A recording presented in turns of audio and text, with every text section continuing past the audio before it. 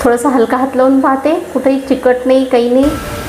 श्री गणेश चतुर्थीला प्रसादासाठी हे पुरणाचे उकडीचे मोदक तयार आहेत. हे बघा किती छान दिसत आहेत, अगदी लुसलुशीत झालेले आहेत. एक मोडून दाखवते तुम्हाला. बघा खूप छान दिसत आहेत. असे हे पुरणाचे मोदक गणपती स्थापनेच्या दिवशी आणि विसर्जनासाठी केले जातात. नमस्कार, त्रिगुणास किचनमध्ये आपलं खूप खूप स्वागत आहे. आज आपण पाहणार आहोत श्री गणेश चतुर्थी निमित्त पुरणाचे मोदक. कारण गणपती बाप्पाला पुरणाचे मोदक अतिशय आवडतात. त्यासाठी मी पुरण घेतलेलं आहे, आधीच तयार केलेलं आहे. हे चणा डाळीचं आणि साखर याचं पुरण तयार केलेलं आहे.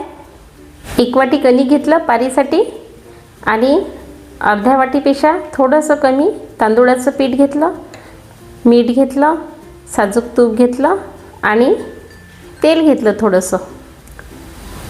आता उकडीच्या मोदकासाठी आपण पारी करण्यासाठी 1 वाटी कणिक घेतलं, तांदूळाचं पीठ घेतलं आणि मीठ. 1 चमचा तूप टाकते याच्यामध्ये, त्यामुळे मोदकाची चव छान येते. हे सगळं मिक्स करून घेते आणि थोडं थोडं पाणी टाकत भिजवून घेते. हा गोळा घट्ट करायचा पुरीच्यासारखा. जेव्हा आपण पोळ्या करतो तेव्हा कणिक पातळ भिजवतो, परंतु याच्यासाठी हे कणिक घट्ट भिजवायची, त्यामुळे मोदकाच्या कळ्या छान येतील. हे बघा असंच आपल्याला गोळा तयार पाहिजे. याच्यात आपण तांदूळाचं पीठ घेतलं कारण की मोदक चिकट चिवट होणार नाही. नुसतं कणकीचे केले तर डार्क कलरचे होतात, हे थोडेसे म्हणजे पांढऱ्या कलरचे होतील, जास्त डार्क कलरचे होणार नाही. शिवाय मोदक पण छान येतील, चिकट होणार नाही, चिवट होणार नाही आणि छान लुसलुशीत होतील. म्हणून मी तांदूळाचं पीठ घेतलेलं आहे. आता थोडंसं याच्यावर तेल टाकून घेते.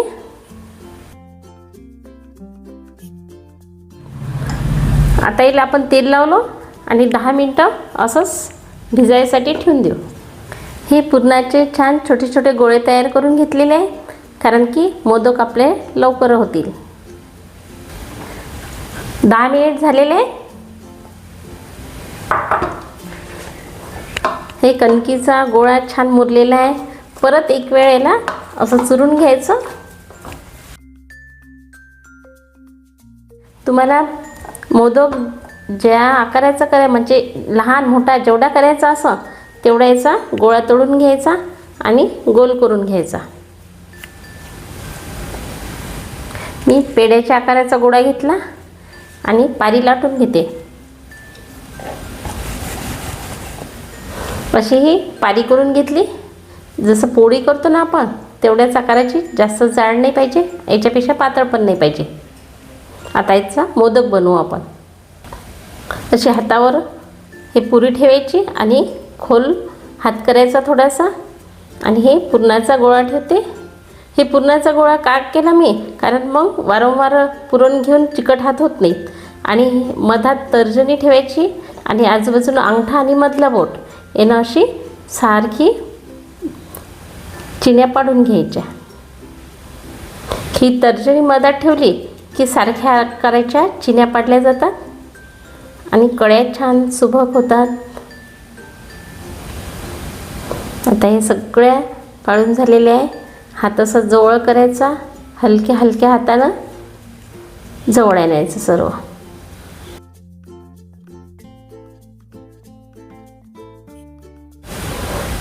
असे हे जवळ आणायचे आणि हे जी शेंडी आहे ही जास्त झाली तर थोडीशी काढून टाकायची आणि छोटीशी शेंडी ठेवायची आणि खालच्या साईडनं असं गोल फिरवायचा. त्यामुळे जे मोदक आहे हा बसका होणार नाही, कड्यावर येते आणि छान गोल होईल. असा हा छान मोदक तयार झालेला आहे. हां, दुसरी पद्धत, एक पोळी लाटतो आपण तेवढा गोळा घ्यायचा आणि तो तांदूळाची पिठी लावून घ्यायचा आणि सगळं पोळीच्या आकारासारखा हे सारखं लाटून घ्यायचा. हे लहानशी पोळी तयार केली मी आणि एक वाटी घेतली. यामुळे सगळे मोदक सारख्या आकाराचे येतील. आणि वाटीने पूर्ण हे करून घ्यायच्या, पुऱ्या तयार करून घ्यायच्या. सारख्या आकाराच्या होतात मग मोदक सगळे.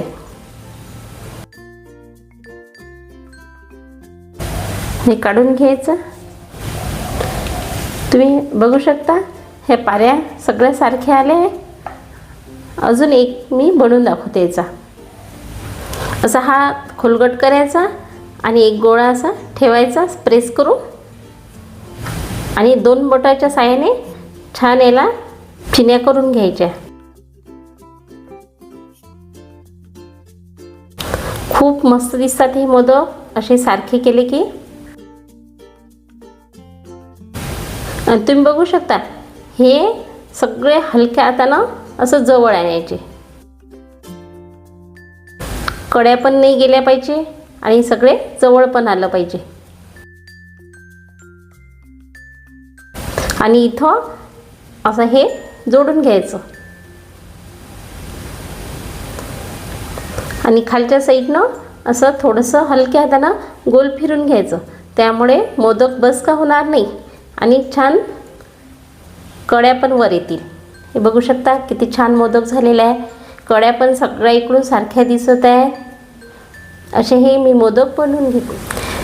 तांदळाच्या उकडीच्या मोदकाच्या तुलनेत कणकीचे उकडीचे मोदक लवकर होतात. असे हे मोदक तयार करून झालेले आहेत. गंजात मी पाणी ठेवलं, पाण्याला उकळी आलेली आहे. त्याच्यामध्ये थोडंसं तेल टाकते. त्यामुळे काय होईल की वाफ जी येईल गरम पाण्याची त्याच्यासोबत तेल येईल आणि मोदक मऊ लुसलुशीत होतील. आता याच्यावर चाळणी ठेवते आणि चाळणीला तेल लावून घेते. त्यामुळे मोदक चिपकणार नाही. तुम्ही स्टीमरमध्ये सुद्धा करू शकता. आता मोदक ठेवते. मोदक ठेवताना थोडेसे अंतरावर ठेवायचे. मोदक जेव्हा वाफवतील तेव्हा ते मोठे होतील आणि एकमेकाला चिपकणार नाही. म्हणून थोडेसे अंतरावर ठेवायचे आणि झाकण ठेवून देते. आता हे 10 मिनिट तरी लागतील आपल्याला मोदक तयार व्हायला. आता पाहू आपण मोदक झाले काय. तुम्हाला 10 मिनिट सांगितले होते पण 8 मिनिटातच मोदक झालेले आहे. थोडंसं हलका हात लावून पाहते कुठेही चिकट नाही काही नाही. आता मी गॅस बंद करते आणि ही कोमट झाल्यानंतर आपण मोदक काढू. आता हे असे मोदक मी प्लेटमध्ये काढून घेते. तुम्ही बघू शकता किती छान कड्या आलेल्या आहे त्याला. आणि याच्यात तांदूळाचं पीठ टाकल्याच्यानं जास्त डार्क पण नाही आलेलं आहे. असे हे उकडीचे मोदक तयार आहेत. पुन्हा भेटूया अशाच गोड रेसिपीसोबत.